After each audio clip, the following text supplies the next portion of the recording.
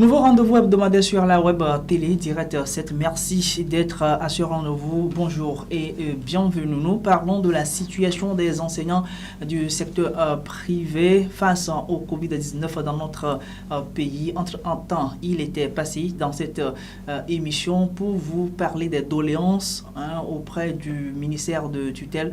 Aujourd'hui, il revient pour un autre problème parce qu'il y a des listes qui circulent.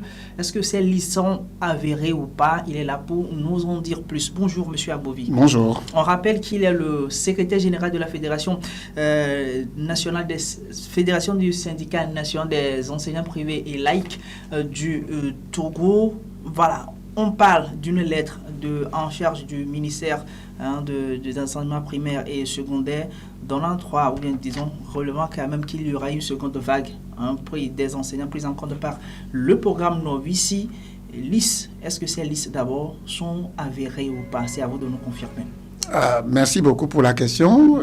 Avant de répondre à cette question, j'aimerais faire un coucou gentil à tous mes collègues qui me regardent en ce moment. Puis, revenant à votre question, selon laquelle est-ce que la lettre qui a été sortie par le ministre de tutelle à l'adresse des directeurs régionaux d'éducation, est-ce que c'est avéré? Parce que ces listes et lettres ont circulé sur la toile. Nous avons lu cette lettre comme vous. Nous sommes allés aux informations pour savoir d'abord est-ce que cette lettre-là venait vraiment du ministre. Il était vrai que c'était le ministre qui a envoyé ça au directeur. Et la lettre a été accompagnée de deux listes. Donc, grosso modo, il y avait 1800 personnes sélectionnées sur une base inconnue à notre fédération jusqu'à présent. J'étais passé ici et j'avais dit que nous avons posé des doléances au niveau de l'État pour qu'on vienne en aide aux enseignants du secteur privé, puisque la Covid-19 est venue nous renvoyer aussi dans une situation invivable. Donc, c'était avec étonnement que nous avions lu cette lettre du ministre. Entre-temps, il y a certains collègues qui me venaient en inbox pour me dire qu'ils ont reçu 15 000 francs du programme Novici. C'était impossible parce qu'on n'avait pas situé les choses comme ça. Chaque année, les directeurs d'établissement envoient une liste aux inspections et les inspections les transmettent aux directions régionales d'éducation et à leur tour au ministère.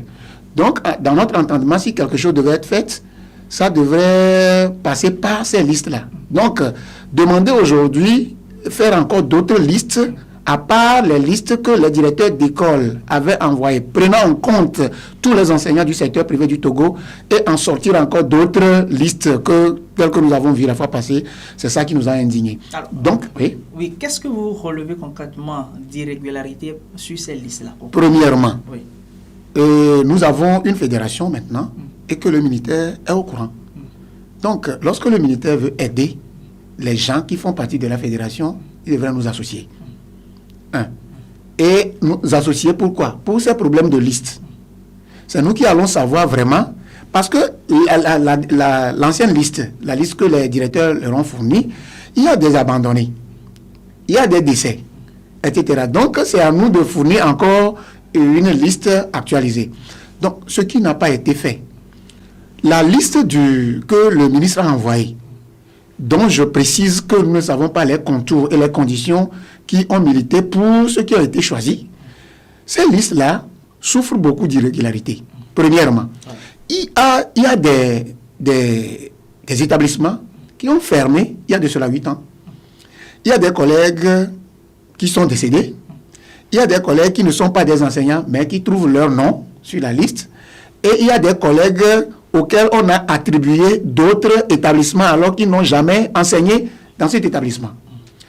Tout cet état nous font dire que c'est une liste qui ne donne pas foi.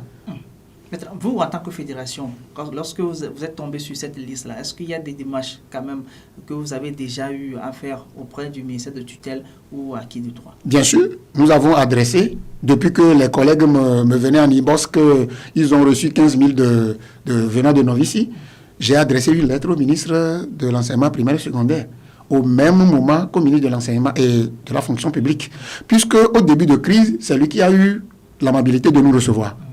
Et monsieur, son excellence Gilbert Bawara. Donc, c'est sur sa table que nous avons posé des doléances.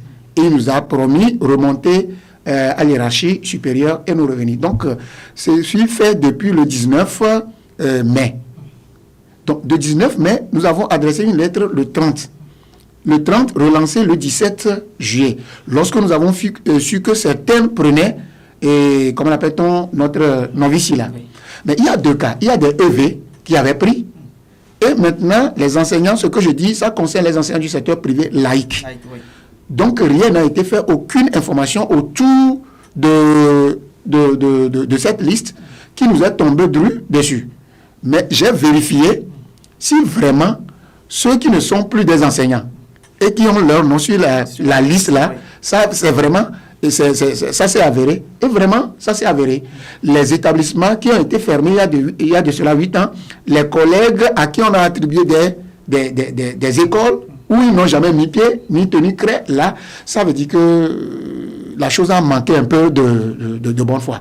Donc, la fois passée, pas plus qu'hier, les lettres que nous avions adressées au ministre de la Fonction publique, peut-être que son programme ne lui a pas permis de nous recevoir très tôt. Et hier, nous avons eu la chance d'être reçus. Et lui-même étant empêché, il a dépêché son directeur général et son directeur de cabinet. Et qu'est-ce qui a été dit? Nous avons posé sur la table les difficultés que nous avons rencontrées depuis la reprise du 15 juin jusqu'à présent, les difficultés dues au licenciement abusif des fondateurs et les non-paiements. Et nous avons réitéré qu'il y a certains fondateurs qui, depuis la fermeture des écoles, ont honoré de leur engagement vis-à-vis de leurs salariés. Nous avons salué ça devant le ministre. Donc, nous avons classé 3 types de fondateurs. Les gens qui ont bien fait, qui ont payé tout jusqu'à la fin, même jusqu'à la fin septembre, là, ils vont payer. Il y a certains qui donnaient 10 000, 5 000, et on ne sait plus si c'est du salaire, et d'autres qui n'en font rien. Et c'est grave, d'autres qui ne font rien, qui brandissent des menaces contre les collègues avec des licenciements. Donc, à notre rencontre, nous avons reposé une doléance. Premièrement, nous demandons à ce que le gouvernement fasse son possible pour arrêter l'hémorragie de licenciement, puisque le ministre, à son adresse du 2 juillet, disait que pas de licenciement, mais de dialogue, de compromis entre les employeurs et les employés. Donc, je ne sais pas par quelle alchimie d'autres employeurs, laissant ce que le ministre avait dit, commencent par licencier plusieurs collègues, et nous sommes sur les tractations pour qu'ils arrivent à être repris en fonction. Donc, nous demandons au gouvernement de faire tout pour arrêter cette hémorragie au niveau des fondateurs. Parce que nous sommes disposés à dialoguer. 2. Nous avons vu et constaté que par cette lettre et cette liste, nous sommes de 20 à 45 000 enseignants du secteur privé.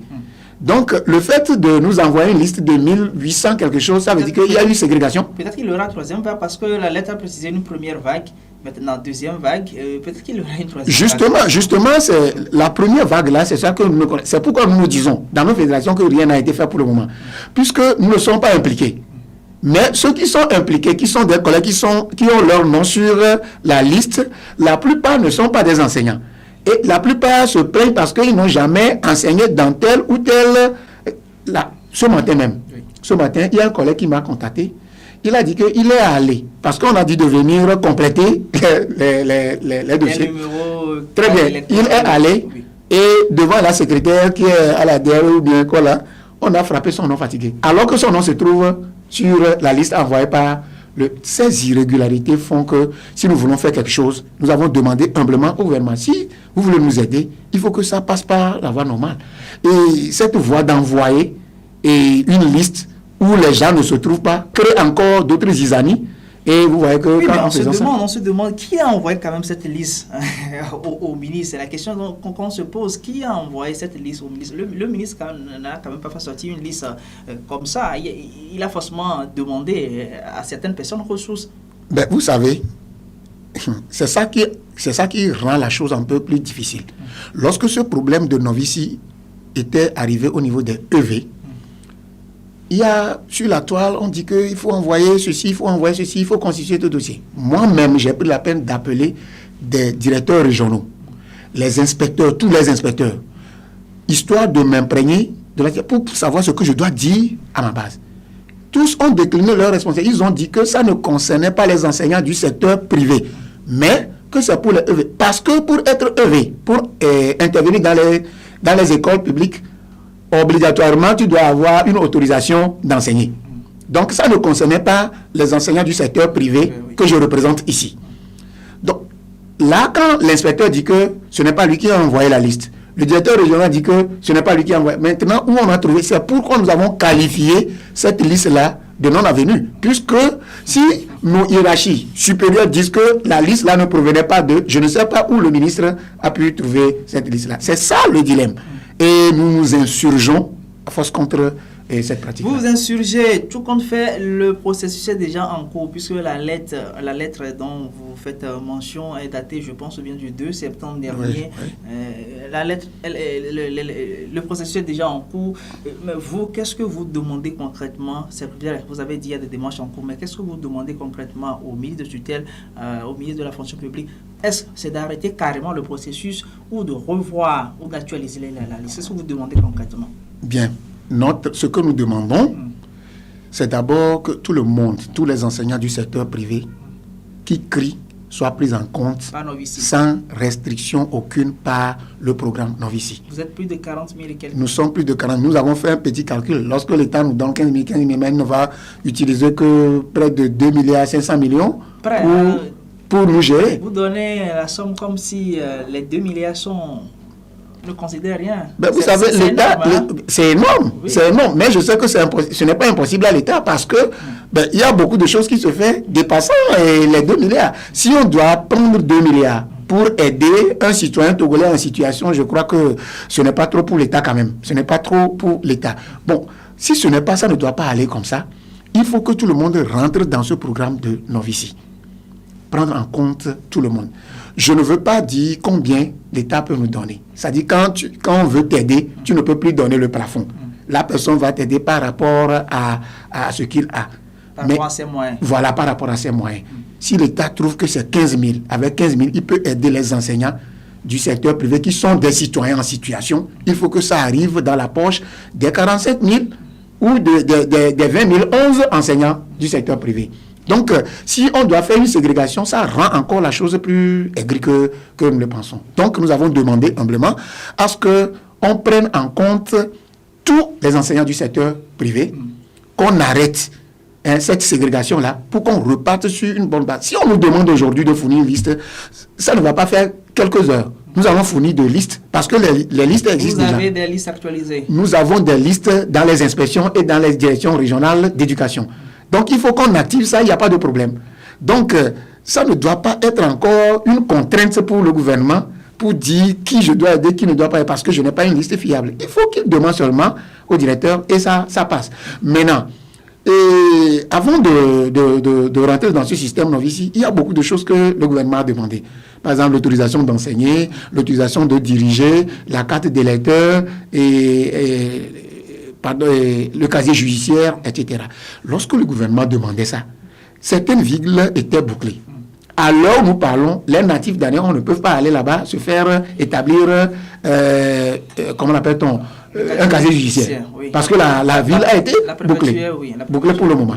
Donc le moment là, les enseignants n'avaient pas de moyens. C'est parce que nous n'avons pas de moyens que nous crions. Demandez à quelqu'un de chercher encore des moyens pour aller à Dapan, à Nadoba, etc. pour faire établir un document, c'est difficile pour nous. Donc nous avons demandé hier, quand nous avons rencontré la délégation du ministre de la fonction publique, que l'État allège ces conditions. Au moins, je sais que tous les enseignants, que ce soit du secteur privé, laïco, confessionnel, etc., devraient avoir une carte d'identité nationale. Par ricochet, une carte d'électeur. On peut avoir une masse qui a de cartes d'identité et de cartes d'électeur. Donc, ils veulent nous aider. Donc, il faut qu'ils passent par soit la carte d'identité nationale ou la carte d'électeur. Donc, on laisse tomber l'autorisation. On n'a qu'à laisser tomber le casier judiciaire et l'autorisation d'enseigner. On prend la carte d'électeur ou la carte d'identité. Pour rentrer dans ce système de Novici. Parce que c'est par carte. Vous imaginez que quand ce programme de noviciat a commencé par travailler et on aidait les femmes de marché, des tailleurs, etc., on n'avait pas demandé de conditions. À plus forte raison, nous qui formons ce pays, les enseignants, les citoyens de ce pays, qu'on va nous demander les choses. Si on a peur de listes, on n'a qu'à nous demander. Nous allons leur fournir de listes fiables et actualisées. Là, il n'y aura pas de problème. Il n'y aura pas de problème. En tout cas, vous parliez en temps de conditions pour les bonnes femmes qui ont eu leur novice. Je disais qu'il y avait couvre-feu. Autrement dit, elles devraient aussi arrêter leur économie, leur activité nocturne. Donc, c'est aussi l'une des conditions qui les ont frappées. Vous savez, il y avait eu couvre-feu, mais les gens vendaient toujours. Oui, les gens faisaient n'importe quoi. Donc, ça veut dire que ce n'est pas une condition. Ça, c'est... Quand tu veux activer novice en ce moment, on dit que tu es enseignant, on dit que tu n'es pas concerné. Oui, tu n'es pas maintenant, alors que tu n'es pas éligible. Maintenant que nous avons fait et notre temps est arrivé, on nous demande des documents impossibles. Vous savez, cette autorisation d'enseigner était un projet de 2015, là, et en ce moment où le ministre Tchapelé était aux affaires. Et c'était en faveur des EV. Maintenant qu'on a commencé par élargir dans les écoles privées et il n'est plus aux affaires. Donc, ce programme-là est déjà passé. Maintenant, si on nous demande, pour être aidé, on nous demande ce qui n'était plus d'actualité, vous voyez que c'est de la mer à boire. Hein. Alors, à retenir dans cette émission, l'essentiel, c'est qu'il y a une liste aujourd'hui envoyée, recommandée par le ministre en charge des enseignements primaires et secondaires. Cette liste qualifiée ici de plus ou moins fictive, si je m'en tiens à votre développement. Bien sûr, bien sûr. Parce que sur la liste, il y a des noms qui n'existent même pas. Il y a des gens qui ne devraient pas s'y figurer. Il y a des établissements qui ont fermé leurs portes et vous voulez que cette liste soit actualisée. Très bien. Avant vos derniers mots, on revient sur les résultats, le taux de réussite bien sûr du bac 1 courant cette semaine, c'est 54,21%. Qu'est-ce que ça vous dit? Mais c'est un résultat assez bien parce que vous savez que quand les classes étaient fermées, les élèves sont restés à la maison pendant au moins 3 mois. Et au retour, le 15 juin, nous avons constaté dans les classes que les élèves ont désappris. Ils ont désappris totalement. Donc, ce n'est pas un petit travail que nous avons abattu avant de les envoyer au bac 1 la fois passée et trouver ce pourcentage. Donc, si vous voyez le pourcentage là, l'année n'a pas été normale, mais ce pourcentage est légèrement plus élevé, 4% de plus par rapport à l'année passée où l'année était normale. Donc, nous n'allons que nous féliciter du travail abattu par les uns et les autres et féliciter les élèves qui ont pu passer ce cap et dire courage à ceux qui ne l'ont pas. Est-ce que la correction n'est pas passée par là, ou plus ou moins la correction ne serait donc pas été plus ou moins allégée pour favoriser ce taux de réussite? Bon, vous savez, moi je suis un acteur d'éducation et la correction a été normale comme avant. C'est pourquoi je félicite d'ailleurs les élèves là qui ont pu, malgré leur manière de désapprendre, ils ont pu franchir le cap. Nous avons corrigé tel que la déontologie nous l'impose. Ce que les gens disent que peut-être on a pris 7, on a pris 8, on a déprécié, etc. Ça n'a pas été fait parce qu'ils n'ont pas été à la correction. Ils sont libres parce qu'il y a la liberté d'expression.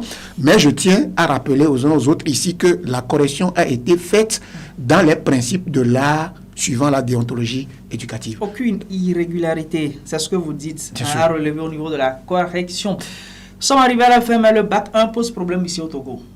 On se dit, quelle est son importance concrètement, vu que ce n'est sanctionné par aucun diplôme? Pourquoi faut-il forcément passer le bac 1? Ben, je voudrais seulement plutôt demander aux gens qui veulent qu'on enlève le bac 1, leur dire plutôt de demander au gouvernement de transformer le bac là en diplôme. Vous savez, avant d'enlever quelque chose, il faut trouver une porte de sortie. J'aurais préféré que les gens fassent de mémorandum demandant au gouvernement que le bac 1 devienne à partir de maintenant un diplôme pour que ça serve sur le marché que de vouloir laisser. Moi, en tant qu'enseignant, le bac 1 me sert beaucoup parce que quand l'élève passe par le bac 1 et arrive en terminale, vous savez, c'est des enfants un peu raffinés. Bon, ce n'est pas 100%, mais on a tamisé les enfants et avant d'arriver. Lorsque les gens disent que le bac 1 n'a plus d'actualité, etc., vous savez, chaque pays a sa manière de voir la chose. Notre système éducatif togolais dit qu'avant d'arriver en terminale, il faut passer par le bac 1 pour faire au moins une sélection. Puisque quoi? Vous savez les conditions dans lesquelles les enfants quittent seconde pour venir en première. Et on doit les pousser encore pour aller en terminale. Nous aurons des problèmes dans notre éducation. Donc, passe par tous les moyens pour arriver en première, mais on va voir si tu as vraiment appris les choses ou bien reçu les choses de seconde avant de venir ici. Vous comprenez? Je ne sais pas, je ne dis pas que c'est un système 100% normal. On peut avoir des exceptions. Mais aujourd'hui, ceux qui ont trouvé mieux et bon que le système éducatif togolais comprenne le bac 1, ils vont un jour voir si ça n'arrange pas le système et l'enlever. Moi, je ne saurais rien dire pour le moment. Mais ce que je dois dire, c'est que ça m'arrange en terminale. 80%, ça nous arrange en terminale. Le bac 1 est une étape sélective, si je vous comprends bien. Oui. Pour trier. Pour trier. Votre dernier mot. Maintenant, bon, tous les acteurs d'abord, vos collègues, au ministre de tutelle, du haut, c'est-à-dire le ministre en charge de l'enseignement primaire et secondaire, ministre de la fonction publique et aussi à vos collègues. Bien, merci beaucoup. Je vais commencer par le ministre de tutelle. Vous savez, c'est lui qui a sorti une lettre et une liste qui nous met en désarroi total. Donc, je sais que son pragmatisme lui permettra de nous appeler prochainement et de vouloir faire les choses comme ça devrait être. Je sais qu'en son sens normal, il ne voudrait pas satisfaire 1800 enseignants au détriment de 20 000, 45 000. Mais je sais que c'est un système qui tourne et on va voir dans l'avenir proche ce qu'il doit faire pour que tous les enseignants du secteur privé soient pris en compte dans ce système de novices. 15 000, ce n'est rien, mais ça vaut quelque chose auprès d'un enseignant du secteur privé du Togo. Donc nous demandons humblement au ministre de revoir la liste et de nous appeler pour qu'on lui fournisse une liste actualisée pour que tout le monde soit pris en compte. Maintenant, au ministre de la fonction publique, chez qui nous avons l'habitude d'aller, et c'est lui qui connaît bien notre problème en ce moment. Donc, nous allons lui demander de continuer les tractations auprès de l'hiérarchie supérieure pour qu'il rejoigne ce que je viens de dire tout à l'heure, le fait de prendre en compte tous les enseignants du secteur privé laïque et d'assouplir un peu les conditions pour l'accès à ce programme. Maintenant, aux collègues, comme d'habitude, je sais qu'ils souffrent, nous souffrons, mais je leur demande un peu de courage. Ils en ont fait depuis, ça fait 7 mois, et ventre affamé, ce n'est pas facile. Mais bon, nous y sommes et nous allons nous battre toujours pour qu'un jour notre situation soit changée dans ce système. Merci, M. Agbovi. On a oublié vos élèves qui passent le bac 2. C'est le dernier examen. Nous ne pouvons pas passer sous silence ces élèves. Bon, oui. À tous les élèves du Togo, puisque je représente une fédération nationale, je voudrais passer par votre canal pour dire bien des choses et bonne chance à tous ceux qui vont compétir à partir de lundi et que le Saint-Esprit même les veille sur eux et que le résultat de bac 2 soit encore légèrement supérieur à ce que nous avons vu au niveau de bac 1. Merci. Yao Tetegnon Agbovi, le secrétaire général de la Fédération du syndicat national des enseignants privés et laïcs du Togo. La lettre, elle a circulé sur la toile. Il nous a fallu quand même trouver la personne ressource pour nous expliquer la véracité de cette lettre et de ces listes qui ont également circulé. Vous nous avez suivis, donc vous avez vos réponses. Le prochain rendez-vous, c'est la semaine prochaine, puisque vous le savez, l'émission, elle est hebdomadaire. À la caméra, c'est une demoiselle. Alors nous, Albertine, réalisation Samson Kouibi. Portez-vous bien et bonne suite de nos programmes.